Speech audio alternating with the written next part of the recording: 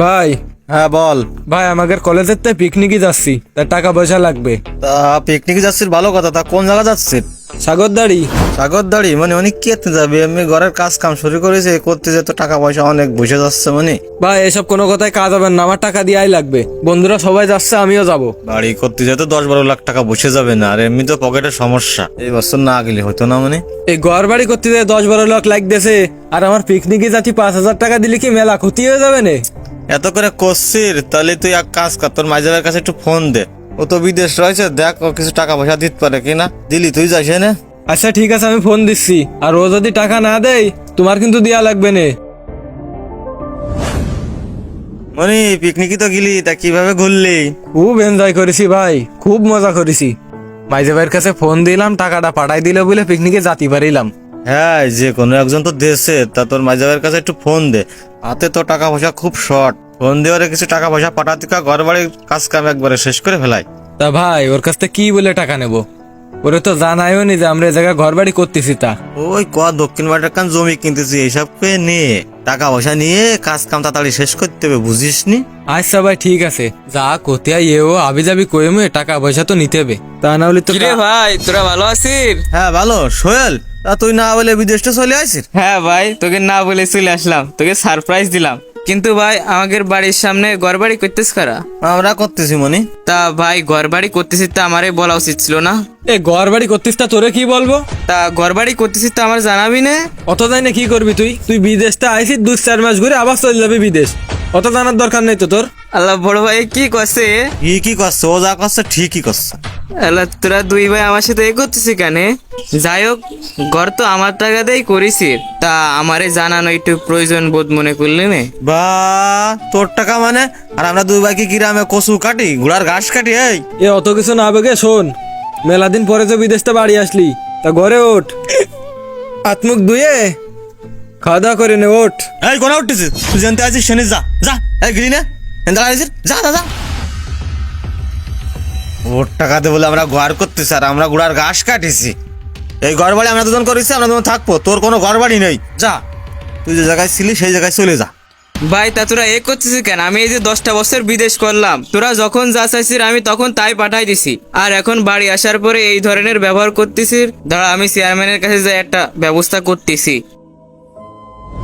আসসালামু আলাইকুম চেয়ারম্যান সাহেব, ভালো আছেন? ওয়ালাইকুম আসসালাম। ভালো, তোমার তো চিনলাম না। আমি ওই যে কাজীপাড়ার মেহেদি রাজীবের ভাই, মালয়েশিয়ায় থাকতাম, 10 বছর পর বাড়ি আসলাম। ও মালয়েশিয়ায় দেখতে, তাই না? বিদেশ ছিলে ভালো হতো তো। তা কি দেখি খবর তোমার? ভাই খবর তো ভালো না, এই যে বাড়ি আইছি বিদেশ থেকে, বাড়ি এসে একটা সমস্যা হয়েছে। কি সমস্যা খুলে বলো। আমি বিদেশ করেছি 10 বছর, ভাইরা যখন যা চাইছে আমি তখন তাই দিছি, মাস শেষে যে বেতন পাচ্ছি তাও সব প্রায় বাড়ি ফাটাই দিছি। এখন বাড়ি এসে দেখি ঘর করতেছে আর জায়গা জমিও মেলা কিনেছে, কিন্তু কোনো কিছু আমারে ভোগ করতে দিচ্ছে না, তারপরে আবার আমারে ঘরে উঠতে দিচ্ছে না, খেদাই দিচ্ছে বড় ভাই। চেয়ারম্যান সাহেবের কাছে যেহেতু আসেই পড়িছাও, তোমার আর কোনো সমস্যা নেই। তুমি এখন বাড়ি যাই ফ্রেশ ট্রেশ হয়ে নাও, আমরা বিকেলে যাই তোমার বিষয়টা দেখতেছি। ভাই আপনারা তো কোছেন বাড়ি উঠতি, তা আমার তো বাড়ি উঠতে দিচ্ছে না, তা কিভাবে যাব আমি বাড়ি? তুমি যাও, আমি আসতেছি। এ জরুল চল। চলেন। ভাই চেয়ারম্যানের বাড়ি গেলাম, চেয়ারম্যানকে সব বলেছি, চেয়ারম্যান সাহেব আসতেছে, জায়গা জমি টাকা পয়সার সব হিসেবে তো দেওয়া লাগবে না। হ্যাঁ আসুক তো চেয়ারম্যান সাহেব। আসসালামু আলাইকুম চেয়ারম্যান সাহেব। ওয়ালাইকুম আসসালাম। কি দেখি অবস্থা? কি ব্যাপার চেয়ারম্যান সাহেব হঠাৎ আমাদের বাসায়? তোমাদের এই বাড়ি করা নেই, শুনলাম কি ঝামেলা হয়েছে তোমার ভাইয়ের সাথে। কি দিয়ে কি কয়েছে, আর আপনি তার কথা শুনে আপনি চলে আইছেন? ও বিদেশ ছিল তো, ওর মাথা আর একটু তার কেটে গেছে, বুঝেছেন? 10-12 বছর ধরে বিদেশ করেছে, বিদেশ করে টাকা পয়সা দিচ্ছে, তোমরা সেই টাকা পয়সা নিয়ে বাড়ি করে এটা খেটাই দিচ্ছ, কারণ কি? বিষয়টা খুলে বলো। চেয়ারম্যান সাহেব বেশি উত্তেজিত হয়েন না। ভাই ওই চেয়ারম্যানের বাড়ির পাশ দিয়ে আসছিলাম, তা আপনার ওই মেজো ভাই দেখলাম চেয়ারম্যানের সাথে কি কথাবার্তা বলতেছে। কি কথাবার্তা বলতেছো চেয়ারম্যানের সাথে? না ওই চেয়ারম্যানের সাথে দেখলাম কি দেখি করতেছে। আপনাদের কি কোনো সমস্যা হয়েছে না ওর সাথে? সমস্যা হলে কিছু টাকা পয়সা মারিয়ে দেন, আমি চেয়ারম্যান রাত করে নিচ্ছি। কেরবি 20-22 হাজার মাইরে দাও, শালি যদি আমাদের দিক করে তাহলে তো বাইসে গেলাম। হ্যাঁ দিচ্ছি, নাহলে তো বেকায়দায় যাবে না। এই নাও, তাহলে বিচার আচারটা যেন আমাদের পক্ষে থাকে সেইভাবে বিচার আচার করে নে। আচ্ছা ভাই ঠিক আছে, আপনার কোনো চাপ নেওয়ার দরকার নেই, এখন তাহলে যাই। দেখতেছি। হ্যাঁ চেয়ারম্যান সাহেব ঠিক আছে, এরা আমার সব টাকা মাইরে দিচ্ছে, এবার একটু ভালো করে বিচার করেন। চেয়ারম্যান ভাই ঠিক আছে, ও 10-12 বছর বিদেশ করতেছে, ও টাকা দেয় প্রতি মাসে 2,000 3,000, ও রায়পুর ব্যাংকের তো উঠোই নিয়ে আসতে তো ফুরোই যায়, আর আপনি ওর কথা শুনে আপনি আমাদের বাড়ি চলে আসেন। এটা কি ঠিক করলেন আপনি? বিষয়টা আপনি আগে জানবেন না? এ ভাই তুই কি করছিস? আমি এই যে প্রতি মাসে 50,000 60,000 করে টাকা পাঠাই, যখন যা পাই তখনই তো সব ফাটাই দিই। চেয়ারম্যান সাহেব এই সব মিথ্যে কথা বলতেছে। তুই যে প্রতি মাসে 50,000 60,000 করে টাকা পাঠাস, এই যে চেয়ারম্যানের সামনে করছিস, তার একটা প্রমাণ দেখা, তুই প্রমাণ দেখা। এ সুরে ভাই তুইও কি ওর দলে চলে আসছিস? তোরা তো কয়দিন আগেও 5,000 টাকা দিলাম পিকনিকে যাতে। হ্যাঁ তুই দিছিস, ওই টাকাতে বড় ভাই আমার ধান বেচে দেছে।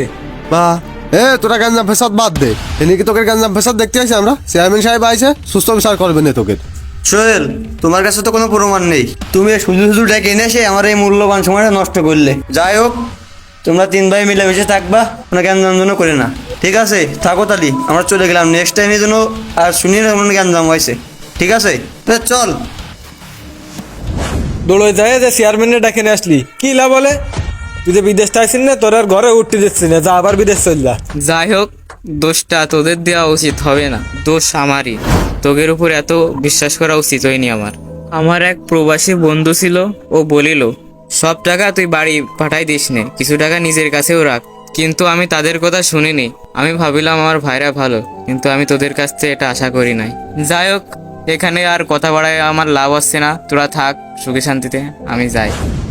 আমাদের সমাজে এই ধরনের ঘটনা অহরহ ঘটে চলেছে, তাই আমি সকল প্রবাসী ভাইদেরকে উদ্দেশ্য করে একটা কথা বলতে চাই, আপনারা আপনাদের ফ্যামিলিকে সুখে রাখার জন্য প্রবাসে গেলেও নিজের সুখের কথাও একটু চিন্তা করবেন, তা না হলে আপনাদের সাথেও এই ধরনের ঘটনা ঘটতে পারে। আশা করছি বিষয়টি বুঝতে পেরেছেন। আর এই ভিডিওটি যদি আপনাদের কাছে ভালো লেগে থাকে তাহলে অবশ্যই লাইক, কমেন্ট অ্যান্ড শেয়ার করে আমাদের পাশে থাকবেন। ধন্যবাদ। আসসালামু আলাইকুম।